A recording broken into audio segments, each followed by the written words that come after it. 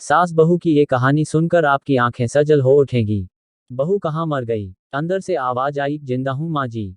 तो फिर मेरी चाय क्यों अभी तक नहीं आई? कब से पूजा करके बैठी हूँ। ला रही हूँ माँ जी। बहू चाय के साथ भजिया भी ले आई। सास ने कहा, तेल का खिलाकर क्या मारेगी? बहू ने कहा, ठीक है माँ जी, ले जाती हूँ। सास ने कहा, रहने दे, अब बना दिया है तो खा लेती हूँ। सास ने भजिया उठाए और कहा, कितनी गंदी भजिया बनाई है तुमने। बहू, माँ जी मुझे कपड़े धोने हैं, मैं जाती हूँ। बहू दरवाजे के पास छिपकर खड़ी हो गई। सास भजिया पर टूट पड़ी और पूरी भजिया खत्म कर दी। बहू मुस्कुराई और काम पर लग गई। दोपहर के खाने का वक्त हुआ। सास ने फिर आवाज लगाई, कुछ खाने को मिलेगा? बहू ने आवाज नहीं दी। सास फिर चिल्लाई, भूखे मारोगी क्या? बहू आई सामने, खिचड़ी रख दी। सास गुस्से से, ये क्या है, मुझे इसे नहीं खाना, इसे ले जाओ। बहू ने कहा, आपको डॉक्टर ने दिन में खिचड़ी खाने को कहा है, खाना तो पड़ेगा ही। सास मुंह बनाते हुए, हाँ तू मेरी माँ बन जा। बहू फिर मुस्कुराए और चली गई। आज इनके घर पूजा थी। बहू सुबह 4 बजे से उठ गई। पहले स्नान किया, फिर फूल लाए, माला बनाई, रसोई साफ की, पकवान और भोज बनाया। सुबह के 10 बज गए। अब सास भी उठ चुकी थी। बहू अब पंडित जी के साथ भगवान के वस्त्र तैयार कर रही थी। आज ऑफिस की छुट्टी भी थी और उनके पति भी घर पर थे। पूजा शुरू हुई। सास चिल्लाती, बहू ये नहीं है, वो नहीं है। बहू दौड़ी दौड़ी आती और सब करती। अब दोपहर के 3 बज गए थे। आरती की तैयारी चल रही थी। पंडित जी ने सबको आरती के लिए बुलाया और सबके हाथों में थाली दी। जैसे ही बहू ने थाली पकड़ी, थाली हाथों से गिर पड़ी। शायद भोज बनाते हुए बहू के हाथों में तेल लगा था, जिसे वो पोंछना भूल गई थी। सारे लोग तरह तरह की बातें करने लगे। कैसी बहू है, कुछ नहीं आता, एक काम भी ठीक से नहीं कर सकती, ना जाने कैसी बहू उठा लाए। एक आरती की थाली भी संभाल नहीं सकी और उसके पति भी गुस्सा हो गए, पर सास चुप रही, कुछ नहीं कहा, बस यही बोल के छोड़ दिया, सीख रही है, सब सीख जाएगी धीरे धीरे। अब सबको खाना परोसा जाने लगा। बहू दौड़ दौड़ के खाना देती, फिर पानी लाती।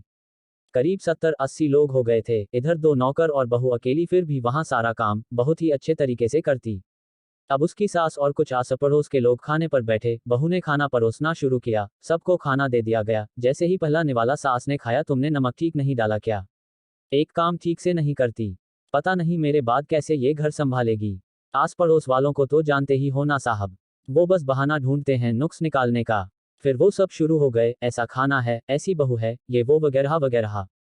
दिन का खाना हो चुका था। अब बहू बर्तन साफ करने नौकरों के साथ लग गई। रात में जगराता का कार्यक्रम रखा गया था। बहू ने भी एक दो गीत गाने के लिए स्टेज पर चढ़ी। सास जोर से चिल्लाई, मेरी नाक मत कटा देना, गाना नहीं आता तो मत गा, वापस आ जा। बहू मुस्कुराए और गाने लगी। सबने उसके गाने की तारीफ की, पर सास मुंह फुलाते हुए बोली, इससे अच्छा तो मैं गाती थी जवानी में, तुझे तो कुछ भी नहीं आता। बहू मुस्कुराए और चली गई। अब रात का खाना खिलाया जा रहा था। उसके पति के ऑफिस के दोस्त साइड में ही ड्रिंक करने लगे। उसका पति चिल्लाता, थोड़ा बर्फ लाओ, तो सास चिल्लाती, यहाँ दाल नहीं है, फिर चिल्लाता, कोल्ड ड्रिंक नहीं है, पापड़ ले आओ। इधर उधर आखिरी में उसके पति की शराब गिर पड़ी उसके एक दोस्त पर और बोलत टूट गई। पति गुस्से में 2 झापड़ अपनी पत्नी को लगाते हुए कहता है, जाहिल कहीं की, देखकर नहीं कर सकती, तुझे इतना भी काम नहीं आता। सारे लोग देखने लगे। उसकी पत्नी रोते हुए कमरे की तरफ दौड़ी। फिर उसके दोस्तों ने कहा, क्या यार, पूरा मूड खराब कर दिया, यहाँ नहीं बुलाया होता, हम कहीं और पार्टी कर लेते।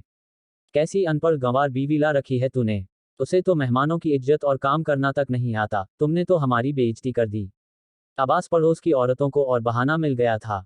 वो कहने लगी, देखो क्या कर दिया तुम्हारी बहू ने, कोई काम की नहीं है।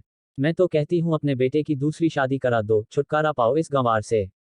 सास उठी और अपने बेटे के पास जाकर उसे थप्पड़ मारा और कहा, अरे नालायक, तुमने मेरी बहू को मारा, तेरी हिम्मत कैसे हुई, तेरी टांग तोड़ दूंगी। उसके बेटे के दोस्त कुछ कहने ही वाले थे कि उसकी मां ने घूरते हुए कहा, चुप, बिल्कुल चुप, यहाँ दारू पीने आए हो, जबकि पता है आज पूजा है और तुम्हें पार्टी करनी है। कैसे संस्कार दिए हैं तुम्हारे माता पिता ने, और किसने मेरी बहू को जाहिल बोला, जरा इधर आओ, चप्पल से मारूंगी अगर मेरी बहू को किसी ने शब्द भी कहा तो। अरे पापी, तूने उस लड़की को बस इसलिए मारा कि तेरी शराब टूट गई। पापी, वो बच्ची सुबह 4 बजे से उठी है, घर का सारा काम कर रही है, ना सुबह से नाश्ता किया ना दिन का खाना खाया, फिर भी हंसते हुए सबकी बातें सुनते हुए ताने सुनते हुए घर के काम में लगी रही। तेरे यार दोस्तों को वो अच्छी नहीं लगी, जूते से मारूंगी तेरे दोस्तों को जो कभी उन्होंने ऐसा कहा। उसके यार दोस्त चुपके से खिसक लिए। अब सास बहू के कमरे में गई और बहू का हाथ पकड़कर बाहर लाई। सबके सामने कहने लगी, किसने कहा था अपनी बहू को घर से निकाल के दूसरी बहू ले आना, जरा सामने आओ। कोई सामने नहीं आया। फिर सास ने कहा, तुम जानते भी क्या हो इस लड़की के बारे में? ये मेरी माँ भी है, बेटी भी। माँ इसलिए मुझे गलत काम करने पर डांटती हैं और बेटी इसलिए कभी कभी मेरी दिल की भावनाएं समझ जाती हैं। मेरी दिन रात सेवा करती है। मेरे हजार ताने सुनती है पर एक शब्द भी गलत नहीं कहती। ना सामने ना पीठ पीछे। और तुम कहते हो दूसरी बहू ले आऊं। याद है ना छुटकी की दादी अपनी बहू की करतूत? सास ने गुस्से से पड़ोस की महिला को कहा, अभी पिछले हफ्ते ही तुम्हें मियाँ बीवी भूखे छोड़ घूमने चले गए थे। मेरी इसी बहू ने 7 दिनों तक तुम्हारे घर पर खाना पानी यहाँ तक कि तुम्हारे पैर दबाने जाती थी और तुम इसे जाहिल बोलती हो। जाहिल तो तुम सब हो जो कोयले और हीरे में फर्क नहीं जानते। अगर आइंदा मेरी बहू के बारे में किसी ने एक लफ्ज भी बोला तो मुझसे बुरा कोई नहीं होगा क्योंकि ये मेरी बहू नहीं, मेरी बेटी है। बहू सिसकियां लेते हुए फिर कमरे में चली गई। सास ने एक प्लेट उठाई और भोजन परोसा। बहू के कमरे में खुद ले गई। सास को भोजन लाते देखा तो बहू ने कहा, अरे माँ जी आप क्या कर रही हो, मैं खुद ले लेती। सास ने प्यार से ताना मारते हुए कहा, डर मत, इसमें जहर नहीं है, मार नहीं डालूंगी तुझे। तुझे नई सास चाहिए होगी पर मुझे अभी भी तू ही मेरे घर की बहू चाहिए। बहू ने अपनी सास को रोते हुए गले से लगा लिया। सास भी रो दी पहली बार और कहा, चल खाना खा ले।